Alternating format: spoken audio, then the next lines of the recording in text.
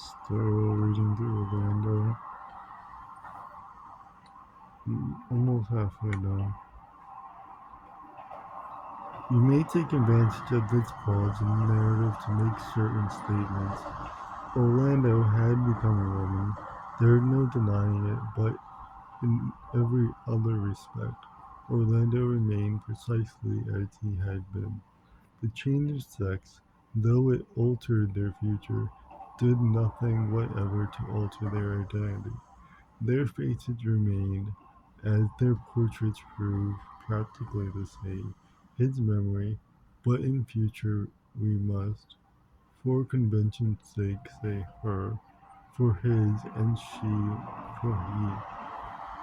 Her memory then went back through all the events of her past life without encountering any obstacles.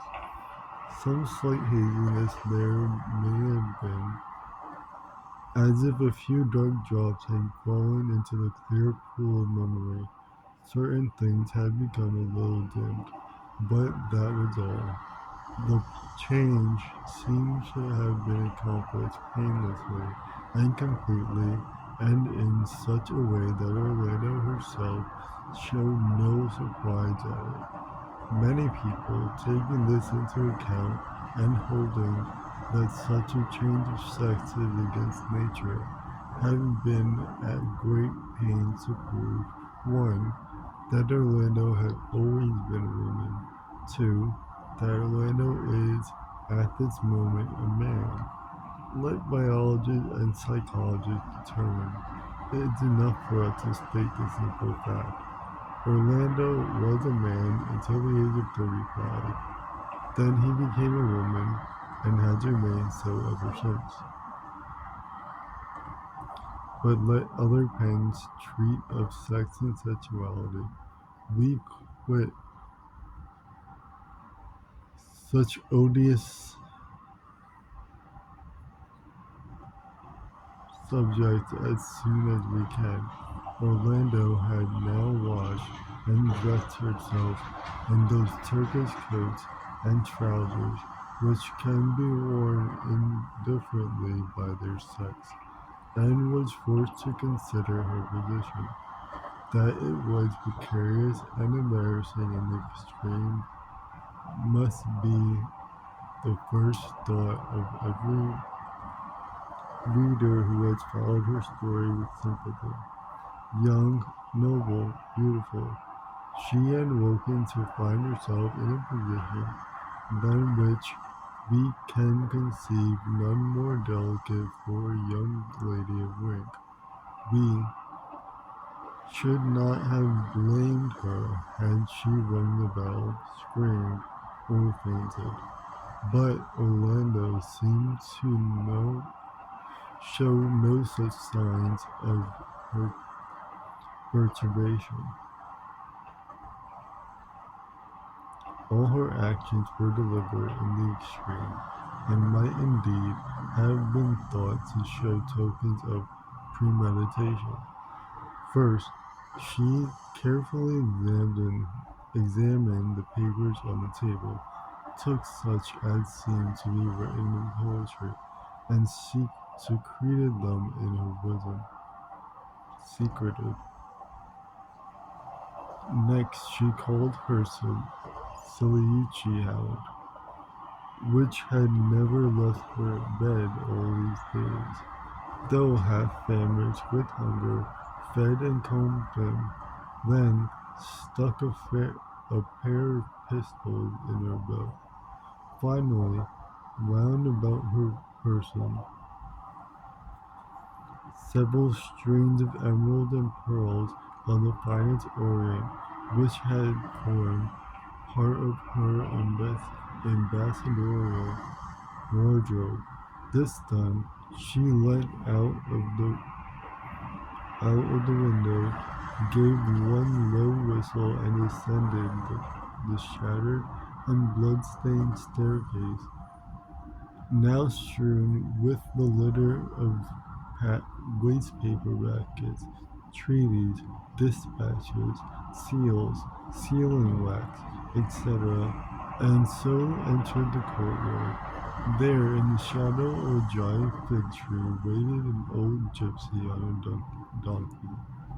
He led another by the bridle.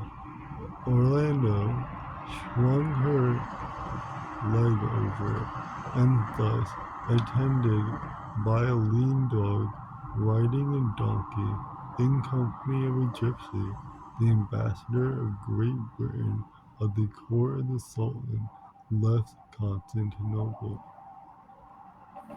They rode for several days and nights and met with a variety of adventurers, some at the hand of men, some at the hand of nature, in all which Orlando acquitted herself with courage.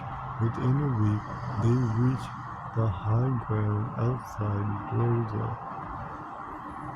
which was then the chief camping ground of the gypsy tribe to which Orlando had allied herself.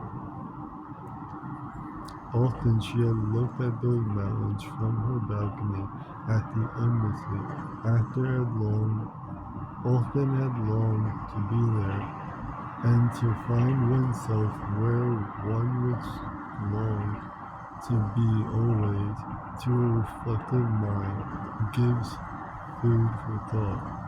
For some time, however, she was too well pleased with the change to spoil it by thinking. The pleasure of having no document to seal or sign, no flourishes to make, no call to pay, was enough. The gypsies followed the grass. When it was grazed down on, they moved again. She washed in streams, if she washed at all. No boxes, red, blue, or green, were presented to her. There was not a key, let alone a golden key, in the whole camp. As for visiting, the word was unknown. She milked the goats, she collected brushwood, she stole a hen's egg now and then, but always put a coin or a pearl in place of it. She herded cattle. She stripped vines. A pearl for an egg is allowed. She trod the grape. She filled the goat skin and drank from it. And when she remembered how, at about this time of day, she should have been making the motions of drinking and smoking over an empty coffee cup, and a pipe which lacked tobacco. She laughed around, cut herself another hunch of bread, and begged for a puff from old Rustum's pipe, filled though it was with cow dung. The gypsies, with whom it is obvious that she must have been in secret communication before the Revolution, seem to have looked upon her as one of themselves, which is always the highest compliment a people may pay, and her dark hair and dark complexion bore out to believe that she was, by birth, one of them, and had been snatched by an English duke from a nut tree when she was a baby, and taken to that barbarous land where people live in houses because they are too feeble and diseased to stand the open air. Thus, though in many ways inferior to them, they were willing to help her to become more like them, taught her their art of cheese making and basket weaving, their science of stealing and bird snaring, and were even prepared to consider letting her marry among them. But Orlando had contracted in English some of the customs or diseases, whatever you choose to consider them, which cannot, it seems, be expelled. One evening, when they were all sitting around the campfire, and the sunset was blazing upon the Thessalian tree hills, Orlando exclaimed, "How good to eat!" The gypsies had no word for beautiful. This is the nearest.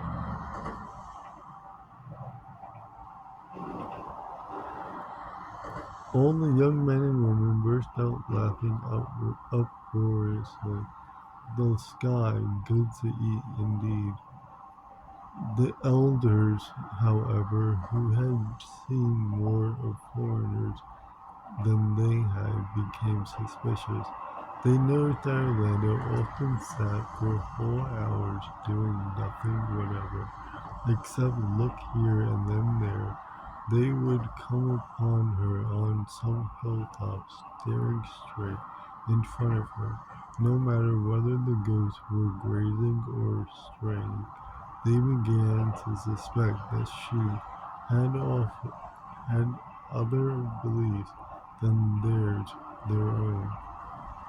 And the older men and women thought it probable that she had fallen into the clutches of the vilest and cruelest among all the gods, which is nature, nor were they far wrong.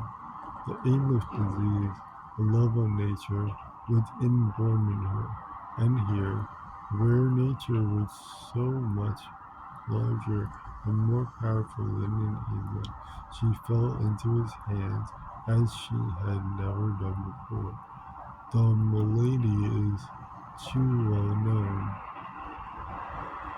Malady? I don't know that word. And has been, alas, too often described to need describing afresh, such very briefly. There were mountains, there were valleys, there were streams. She climbed the mountains, roamed the valleys, sat on the banks of the streams. She liked the hills to ramp her to the breasting doves and the flaunting kine. She compared the flower to enamel and the turf to turkey rugs. Worn thin, trees were withered hags, and sheep were gray boulders. Everything, in fact, was something else. She found the tarn on the mountain top and almost threw herself in to seek the wisdom she thought lay hid there. And when, from the mountain top, she beheld far off, across the sea of Marmara, the plains of Greece, and made out, her eyes were admirable. The Acropolis, with the white streak of two, which must, she thought, be the Parthenon. Her soul expanded with her eyeballs, and she prayed that she might share the majesty of the hills, know the serenity of the plains, etc., as all such believers do. Then, looking down the red hyacinth, the purple iris wrought her to cry out in ecstasy at the goodness, the beauty of nature. Raising her eyes again, she beheld the eagle soaring, and imagined its raptures and made them her own. Returning home, she saluted each star, each peak, and each watchfire as if they signaled to her alone. And at last, when she flung herself upon her mat in the gypsy's tent, she could not help bursting out again. How good to eat! How good to eat! For it is a curious fact that though human beings have such imperfect means of communication, they can only say good to eat when they mean beautiful and other way well. They will yet endure ridicule and misunderstanding rather than keep any care to themselves. All the young gypsies laughed, but Rustam el-Sadi, the old man who had brought Orlando out of Constantinople on his donkey, sat silent. He had a nose like a scimitar. His cheeks were furrowed as if from the age-long descent of iron hail. He was brown and keen-eyed, and as he sat tugging at his hookah, he observed Orlando narrowly. He had the deepest suspicion that her god was nature. One day, he found her in tears, interpreting this to mean that her god had punished her. He told her that he was not surprised. He showed her the fingers of his left hand, withered by the frost. He showed her his right foot, crushed like a rock where a rock had fallen. This, he said, was what her God did to men. When, he said, but so beautiful, using the English word, he shook his head, and when she repeated it, he was angry. He saw that he did not believe what he believed. He saw that she did not believe what he believed, and that was enough. Wise and ancient he was to enrage him. Difference of opinion disturbed Orlando, who had been perfectly happy until now. She began to think, was nature beautiful or cruel? And then she asked herself what this beauty was, whether it was in things themselves or only in herself. So she went on to nature of reality, which led her to truth, which in its turn led to love, friendship, poetry, as in the days in the high mound at home, which meditations, since she could impart no word of them, made her long as she had never longed before for pen and ink. Oh, if only I could write, she cried, for she had the odd conceit of those who write that words written or shared. She had no ink, and but little paper, but she made ink from berries and wine, and finding a few margins and blank spaces in the manuscript of the oak tree, managed by writing a kind of shorthand to describe the scenery in a long blank verse poem, and to carry on a dialogue with herself about the beauty and truth concisely enough. This kept her extremely happy for hours on end. But the gypsies became suspicious. First, they noticed that she was less adept than before at milking and cheese making.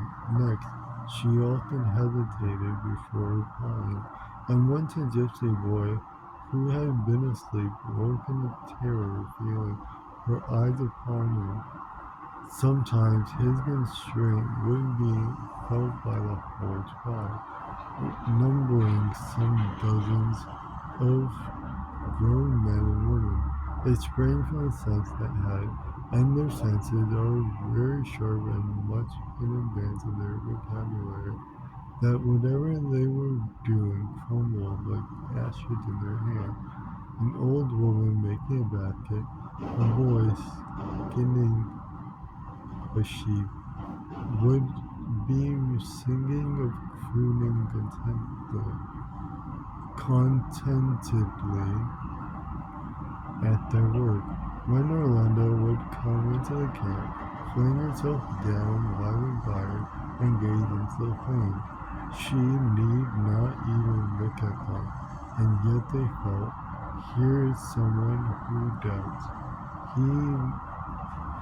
We make a rough and ready translation of the gypsy language. Here is someone who does not do the thing for the sake of doing, nor looks for looking's sake. Here is someone who believes neither in sheepskin nor basket, but sees. Here they looked apprehensively about the tent, something else. When a vague but most unpleasant feeling would begin to work in the boy, and in the old woman, they broke their willies. They cut their fingers. A great rage filled them. They wished Orlando would leave the tent and never come near them again. Yet she was of a cheerful and willing disposition. They owned, and one of her pearls was enough to buy the finest herd goats in Bursa. Slowly, she began to feel that there was some difference between her and the gypsies, which made her hesitate sometimes to marry and settle down among them forever. At first, she tried to account for it by saying that she came of an ancient, uncivilized race, whereas these gypsies were ignorant people, not much better than savages. One night, when they were questioning her about England, she could not help with some pride describing the house where she was born. Now, it had 365 rooms and had been in the possession of her family for 400 or 500 years. Her ancestors were earls, or even dukes, she added. At this, she noticed again that the gypsies were uneasy, but not angry as before when she had praised the beauty of nature. Now they were courteous, but concerned that people find breathing or when the stranger has been made to reveal his low birth or poverty. Rustum followed her out of the tent alone and said that she need not mind if her father were a duke and possessed all the rooms and furniture that she described. They would none of them think the words of her for that. When she was seized with the shame that she had never felt before, it was clear that Rustum and the other gypsies thought a descent of 400 or 500 years only the meanest possible. Their own families went back at least 2 or 3 thousand years to the gypsy whose ancestors had built the pyramids centuries before Christ was born. The genealogy of Howards and Plantagenets was no better and no worse than that of the Smiths and the Germans, which were negligible. Moreover, where the shepherd boy had a lineage of such antiquity, there was nothing specially memorable or desirable in ancient birth. Vagabonds and beggars all shared it, and then, lo, he was too courteous to speak openly. It was clear that the gypsy thought that there was no more vulgar ambition than to possess rooms by the hundreds. They were on top of a hill as they spoke. It was night. The mountains rose around them. When the whole earth is ours, looked at from the gypsy's point of view, a duke, Orlando, understood as nothing but a profiteer or robber who snatched land and money from people who rated these things of little worth and would think of nothing. Better to do than to build 365 bedrooms than when one was enough, and none was when there were better than one.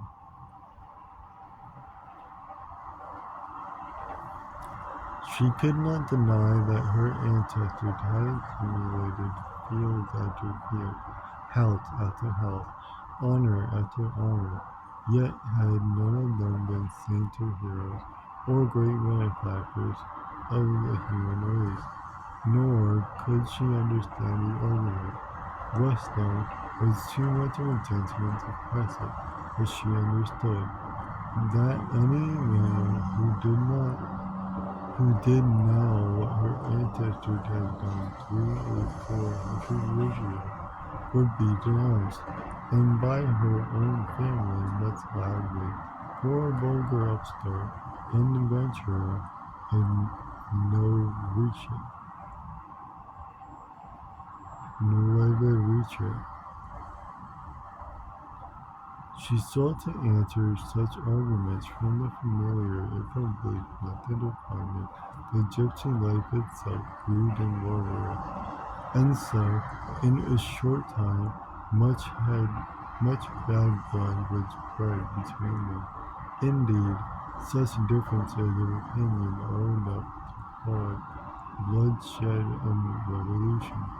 Towns had been sacked for less, and a million martyrs had suffered at the stake. Rather than yield an inch upon any of the points here debated, no passion is stronger than the breast of man and the desire to make others believe as he believes.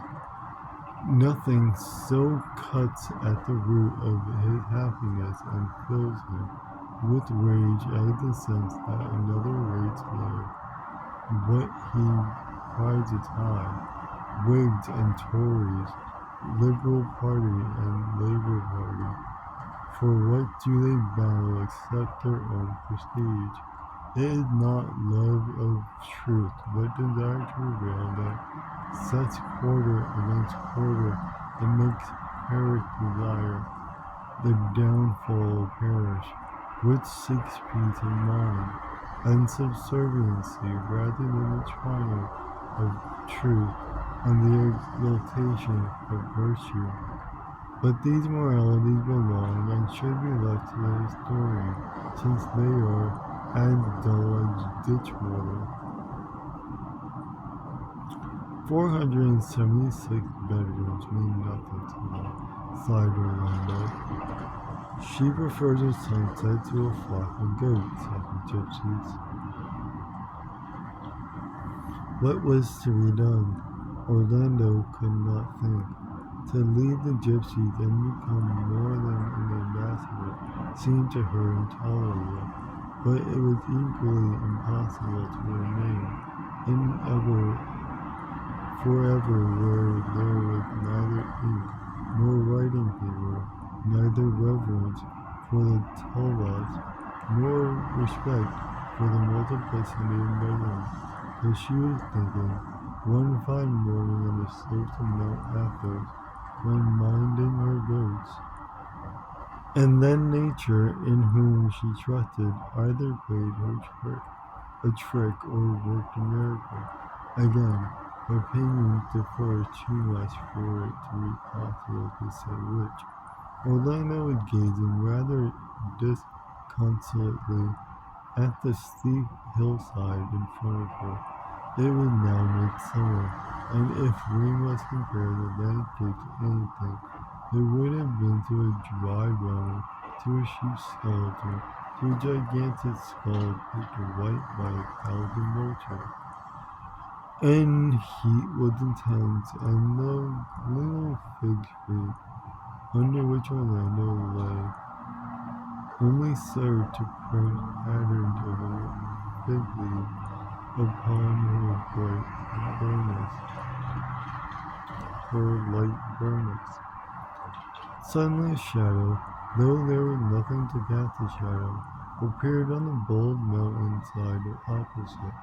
It deepened quickly, and soon a green hollow showed that where there had been barren rock before. As she looked, the hollow deepened and widened, and a great park-like space opened the flank of the hill.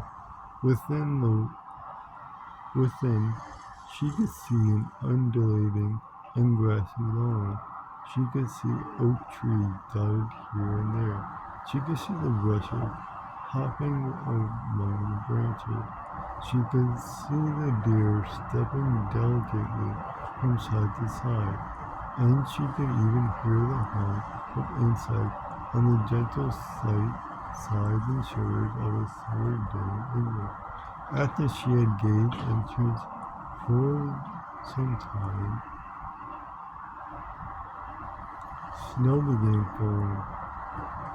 Upon the whole landscape was covered and marked with violet shades instead of yellow sunshine. Now she saw heavy carts coming along the road. laden with tree trunks, which they were taking. She needed to be sawing for firewood, and then appeared the roofs of the belfries and towers and courtyard of her own home. The town was falling steadily, and she could now hear the slidders and flop which it made as it slid down the roof and fell to the ground. The smoke went up from 1,000 chimneys. All was so clear and minute that she could see a dog pecking her worms in the snow. Then, gradually, the violet shadows deepened and closed upon the carts and the lawns and the great house itself. All was swallowed up. Now there was nothing left of the grassy hollow, and instead of the green lawns was only the blazing hillside, which 1,000 vultures seemed to have picked bare. At this she burst into a passion of tears, and striding back to the gypsies' camp, told them that she must sail for England the very next day. It was happy for her that she did so. Already the young men applauded her death. Honor, they said, demanded it, for she did not think as they did. Yet they would have been sorry to cut her throat and welcome the news of her departure. An English merchant ship, as luck would have it, was already under sail in the harbor, about to enter to England, and Orlando, by breaking off another pearl from her necklace, not only paid her passage, but had some banknote left over in her wallet. These she would have liked to present to the gypsies, but they despised wealth, she knew, and she had to content herself with embraces, which on her part were sincere. Chapter 4. Halfway through.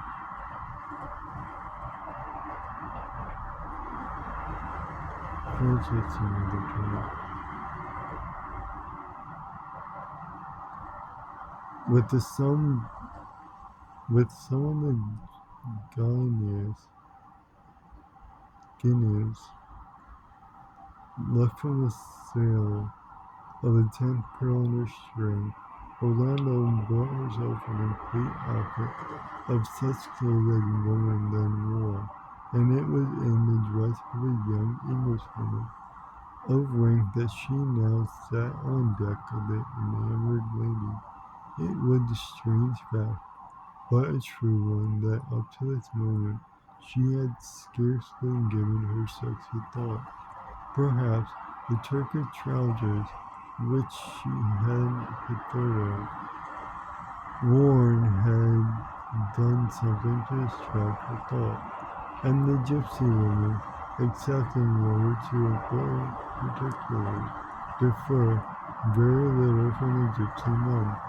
At any rate, it was not until she felt the coil of skirts about her legs and the captain offered, with a grave politeness, to have an awning spread for her on deck, that she realized with a start the penalties and the privileges of her position.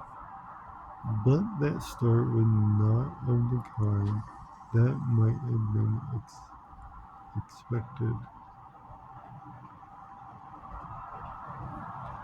It was not caused, that is to say, simply and solely by the thought of her chastity, and how she could preserve it. In normal circumstances, a lovely young woman alone would have thought of nothing else. The whole edifice of female government is based on that foundation stone. Chastity is their jewel, their centerpiece, which they run mad to protect and die when war struck.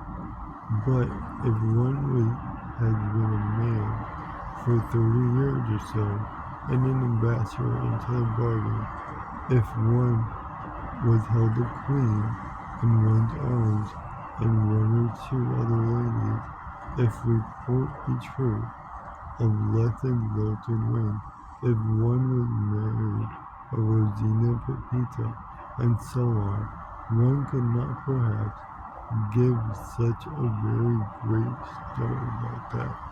Orlando's start was of a very complicated kind, and not to be summed up in a trice. Nobody, indeed, ever accused her of being one of those wickwits who want to end of things in a minute. It took her the entire length of the voyage to moralize out the meaning of her start, and so, at her own pace, we will follow her.